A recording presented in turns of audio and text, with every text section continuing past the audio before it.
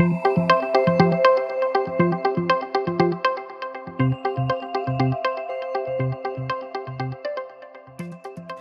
Nancy Daley. I'm a psychologist in private practice, and I teach human sexuality at the University of Texas at Austin.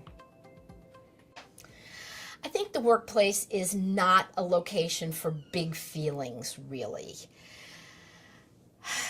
I mean, there are exceptions, but unless you're working in psychology or a nice, touchy-feely, warm, caring, loving workplace, then they really want to know how you feel. For the most part, the workplace is not about how you feel. And everybody at times is anxious in the workplace, unless they're a sociopath. So, number one, you shouldn't worry about being anxious in the workplace. There are anxiety-provoking situations in the workplace. There are deadlines. There are mistakes. There are supervisors. There are changes. There are layoffs. There's plenty to be anxious about. If it's keeping you from doing a good job, you're probably going to have to work on anxiety in general, and that's not a bad thing. Do stuff outside the workplace that's going to be helpful with anxiety. Exercise is going to be really important. You got to be actively in a cardio kind of a way a number of times a week. I always suggest yoga for anxious people because anxiety is a physical phenomenon that needs physical help and attention. There are many, many ways in cognitive behavioral psychology to approach anxiety.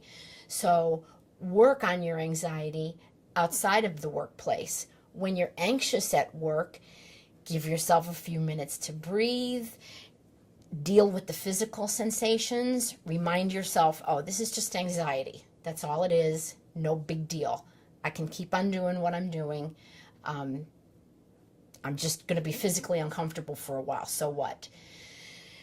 Then again, it's one of those situations where you're going to have to take pen in hand, get some paper. This is paper, by the way. We used to use paper. Write down all the things you're anxious about.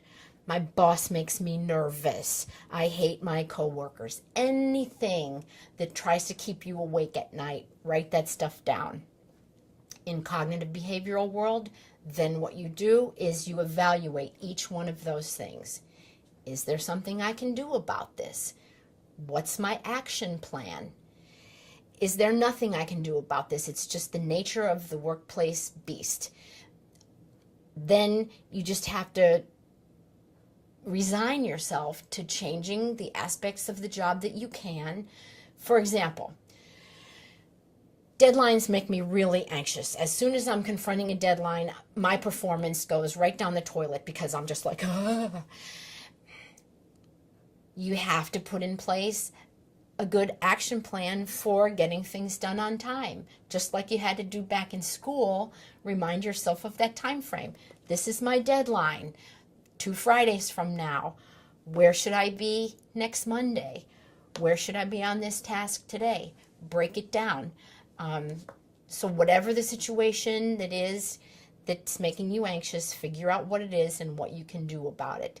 And then, as I said, figure out ways to physically work with anxiety so that you can get your job done even when you're anxious.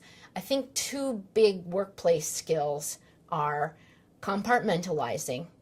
That is, you have to be able to take something that's really on your mind, really bugging you, close it up, and put it aside. And there's a really excellent skill for that from the world of paradoxical intervention, in which people are prescribed the symptom they're having. So this is how it would work. And, you do this outside of work, but you must be anxious. Now, every day for 20 minutes, you must do nothing but worry about work. This is outside the workplace, remember, after work. So between 6 and 6:20, every single day, you will worry as hard as you can about everything you can worry about at work. And that is the only time you can worry about work. That's a compartmentalization exercise. It's a way of containing your anxiety in a time frame, in a space, in a place where it doesn't own your whole life. There are other tricks to learning compartmentalizing, and I would urge you to look those up because it's a really excellent skill. The other skill I think you really need in the workplace is resilience. Some people are born resilient. The house falls down around their ears and they sit up and go, okay, well then, all right, let's dust off the TV and get back to episode 6, season 13 of The West Wing. Other people, you look at them wrong and they're like shattered for a year. So check yourself out about how resilient you are in different situations and look up everything you can on the skill of resilience. For example, athletes, they have got to be able to, as they say, flush a stupid move. If you're a baseball player and you just made the stupidest error in front of thousands of people, they're not going to take you out of the game, you poor little dude. You have to keep playing. You are still at bat. Everybody's still watching you. You have to be able to take that experience, absolutely close it off immediately, and keep right on going.